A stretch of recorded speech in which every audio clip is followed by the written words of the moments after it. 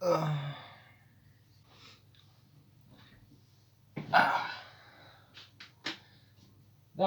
were a great investment. Wow. Guys, can we get a like just for this, please? Also, just right there. Buttons right there.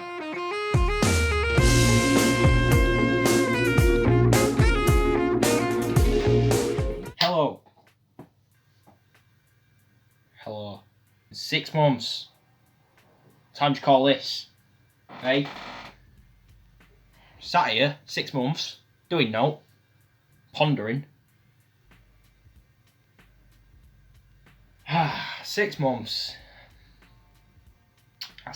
That's recording for me, Jesus. What's been happening? Well, James Charles lost 4 million subscribers in 3 days and gained them all back in 6. So that's pretty good.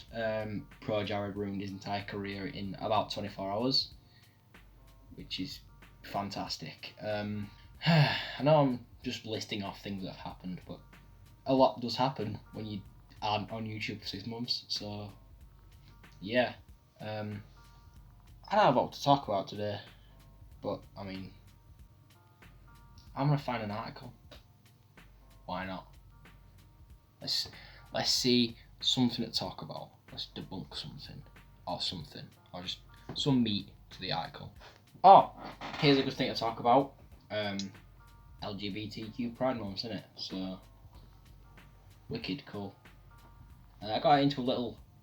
Well, no one responded to me, but I said my piece to iNever on Twitter after his tweet of, well, against straight Pride Month and for pro gay Pride Month, which is all well and good. You can do whatever you want. I essentially just said, what's the point in being proud of something you can't change, which I think is a very valid thing to believe, because, well, what is the point in believing and being proud in something you can't change? Isn't that part of the whole, argument of you can't choose to be gay? I don't understand, but, WWE went to Saudi Arabia, which is, really bad, and then Finn Balor tweeted out pro-LGBT from Saudi Arabia, which I found incredibly ironic, due to their, policy of throwing them off buildings. H3 had a kid. Well done. Congrats. A lot of stuff's been happening, really. But now that I've come to it, there's actually something I do want to talk about, which is women football players earning the same amount as male football players. And I'm a sports fan, and I think, well, you don't need to really be a sports fan to understand my logic in this one. In the same way that male sex workers don't earn as much as female sex workers, male footballers don't earn the same amount as female footballers, because male footballers bring in more attention, they have more demand. It's not because of sexism, it's not because of an institutionalized oppression, it's because of demand. If you're not in demand, if you're not getting bigger crowds to games, if you're not getting higher watch time on TV, you're not going to be paid as much. That's just how economics works. If you don't bring in as much, you're not going to take out as much, are you?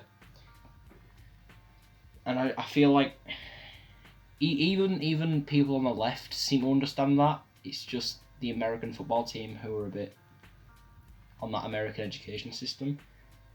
It doesn't make much sense, I'm going to be honest. I see where they're coming from, because American football is incredibly crap compared to the women's football in America.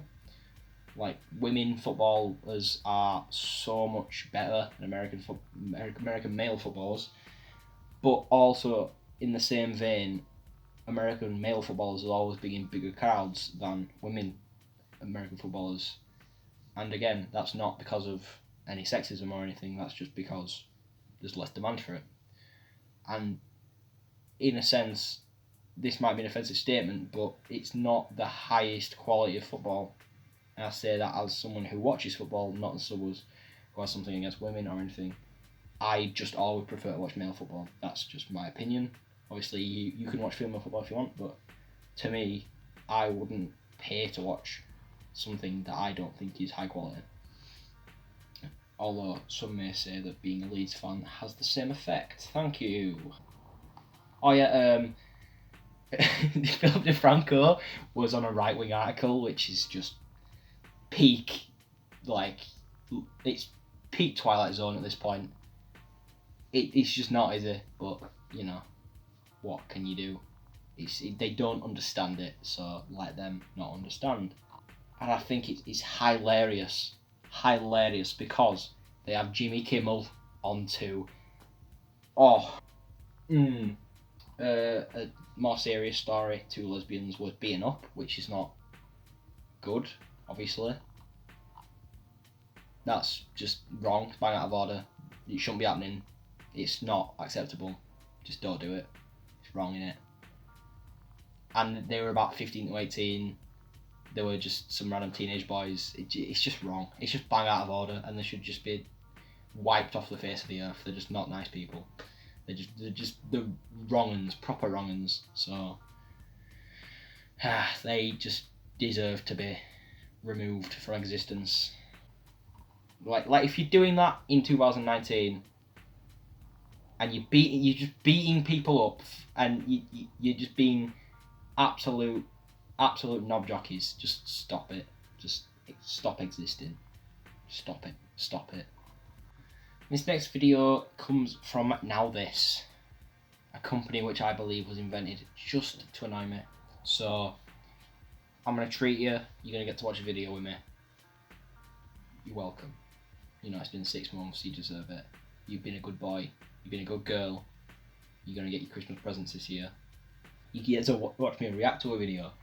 It's called Why Rutger Bregman is Against Moderates, right? And it's by a man named Rutger Bregman. I don't know where he's from. I don't know who the hell he is. He's a check mark on Twitter, so I'm assuming he's at least somewhat known by someone. And there are still people out there who call themselves moderates or centrists, and my message to them is just stop doing that. no. We're now at a time in American history and in world history where we simply cannot afford to be moderate. We can't afford to just be tinkering around the edges. If history teaches us one thing, it's always that change never starts in the center. What? History never starts in the centre? What? I think it literally does. Considering... Oh, Jesus. Considering most of history has started in the centre because there was no parties in history. For most of history, in fact. In fact, if you're talking not even big political things that have happened. The invention of the plane? Hello? That wasn't invented politically. Those were centrist boys. Right here, right in the middle, with me. Me, here. And the Wright brothers, also here. That statement makes literally no sense. But it always starts on the fringes, with people who are first dismissed as crazy and unreasonable and ridiculous. Every milestone of civilization, the end of slavery, democracy, equal rights for men and women, the welfare state, all these ideas were dismissed once as unreasonable and crazy. Yes, by maniacs. Until they happened. Think about the women who first argued for the women's right to vote. Were they the most powerful group in society? Did they have the most money? No, obviously not. How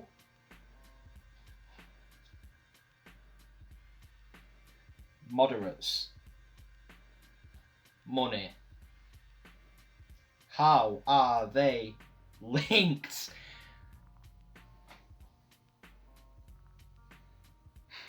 don't understand this way of thinking. Why? Whatever.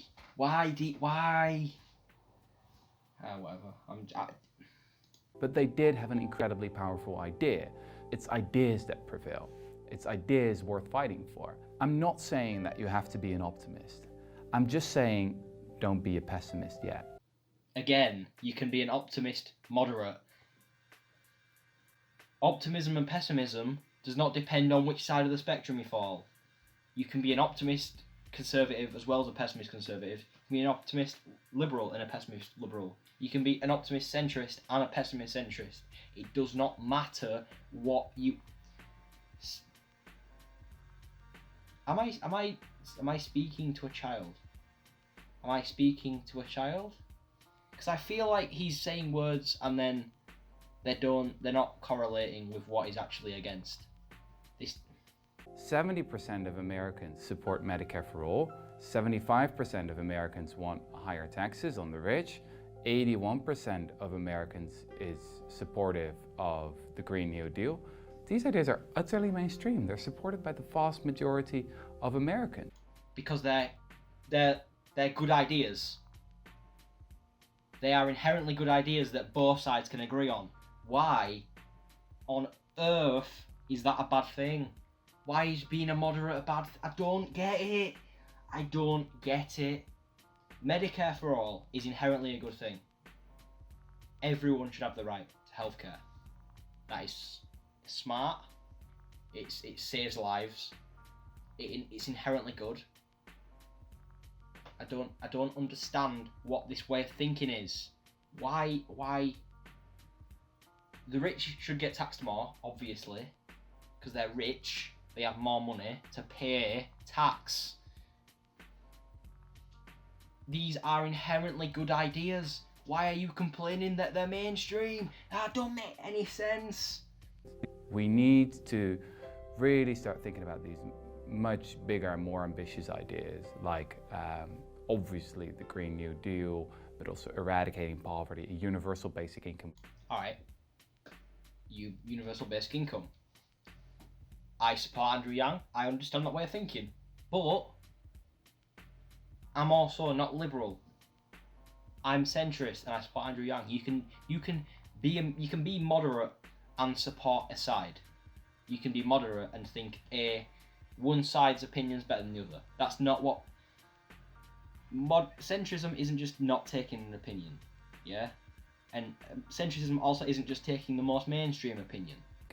Now there's a whole new generation that realizes we need this massive transformation of the economy, and that's not afraid anymore to be dismissed as ridiculous or unreasonable, but just goes ahead with these ideas that just a couple of years ago seemed crazy. Yes, because maniacs exist, but also smart people exist. I'm sure 50 years ago people thought gay people didn't deserve to live. Now there's an entire month dedicated to them. It's not about what you think it's about. It's about how time and smart people exist over time, and how people understand that some ideas are more stupid than others. This has nothing to do with moderation. You don't understand. You don't even know what you're fighting against. And out of touch with reality, but are now taken seriously. Whether we talk about rising inequality, whether we talk about climate change, we need much bolder policies, much bolder ideas. And we can do it because we've done so in the past. Do it? I think at this point, it's the best time in human history to be of any race, of any gender, of any sexuality. We don't need bolder policies. I feel like the policies we have now and the ones we're changing currently are fine. Obviously, in the future, my opinion's probably going to change. I feel like we're going to need some robot and technologically based ideas. That's just the changing of the world. That's how the world works. I think the main hurdle to any kind of political change is cynicism. Just this belief that nothing will ever change and, things have always been this way. It will never work out, blah, blah, blah, blah, blah. If people suffer from cynicism, I always advise them to study history, because history is you know, the science of change. It shows you that things can always be different. How are we ever going to explain to our grandchildren that at this crucial time, you know, yeah, granddaddy was a moderate back then? That's something to be ashamed of, I think. Oh yeah, and we're going to look back in 60 years and say it was kids. Oh yeah, I was beating up people, throwing milkshakes in people's faces, or I was on Twitter calling someone the N-word. I know, I'm not saying everyone from both sides does that. I'm just saying I'd rather be in the middle saying, yeah, you know, my opinions weren't completely one-sided or the other-sided. I didn't really make that bigger impact on either side. I'd rather be that person than be like in prison in 60 years for assaulting someone because they thought differently to me. Like, I think that's just... I'd rather be a boring grandparent than someone who's no longer their grandparent. I can't tell if that's a prison joke or a kids got taken away joke or a dead joke.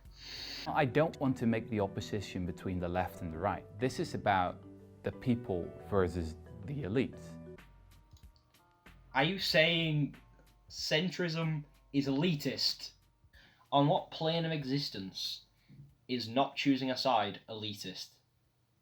Please advise me on this, because I feel like that'd be the exact opposite.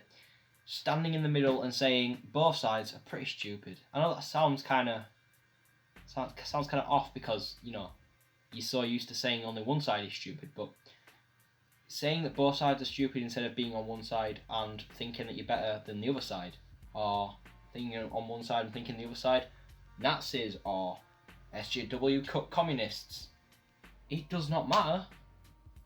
It doesn't matter. It don't matter. How is moderation elitist? I don't get it. You're hurting my brain. This is the most obvious damned if you do, damned if you don't, though. Because you know that if you're in the centre, everyone hates you. If you're on the left, the right hates you. If you're on the right, the left hates you. You can't do anything whatsoever. You can't think that both sides are stupid the same way you can't think one side is stupid. Can you shut up, Discord, please? Tell you what. See you in the next video. Subscribe, like, comment, eat my shorts, and remember, if you're ever walking down the street, don't take candy from a man dressed like Rutger Bregman. You're welcome. Bye. Instead of sitting here accumulating cuts and scars behind bars.